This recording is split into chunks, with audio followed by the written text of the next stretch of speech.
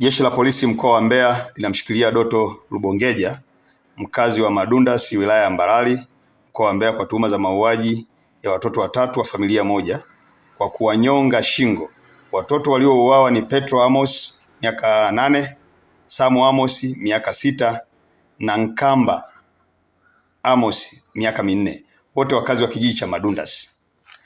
Tukio hilo lilitokea Januari 15, 2026 katika kijiji cha Madundasi, ambapo mtuhumiwa aliwaua watoto hao baada ya kuwakuta peke yao wakichunga ng'ombe eneo la jirani na nyumbani kwao.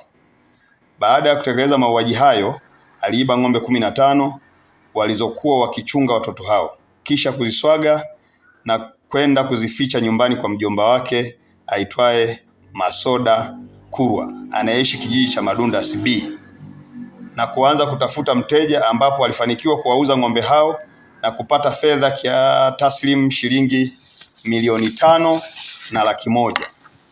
Kufuatia tukio hilo, Jeshi la Polisi mkoa wa Mbeya kupitia askari wa kuchunguza matukio ya mauaji walianza msako mkali na kufanikiwa kumkamata mtuhumiwa Doto Lubongeja pamoja na mtuhumiwa mwingine aitwaye Masoda Kurwa, ambao walishirikiana kuuza ng'ombe hao. Kupitia msako huo, askari hao walifanikiwa kuwapata ng'ombe wote 15 waliokuwa wameibiwa pamoja na fedha taslim kiasi cha shilingi milioni 5,100,000 zilizopatikana baada ya kuuzwa kwa ng'ombe hao. Uchunguzi wa awali umebaini kuwa chanzo cha tukio hilo ni tamaa ya kujipatia mali kwa njia isiyo halali.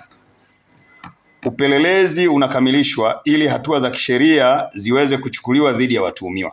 Jeshi la Polisi mkoa wa Mbeya linatoa wito kwa baadhi ya wanajamii kujiepusha na tamaa za kujipatia mali kwa njia isiyo halali na badala yake kutafuta shughuli halali kwa ajili ya kujipatia kipato halali na sio kufanya uhalifu na ukatili kwa watoto kama ilivyofanyika katika tukio hili.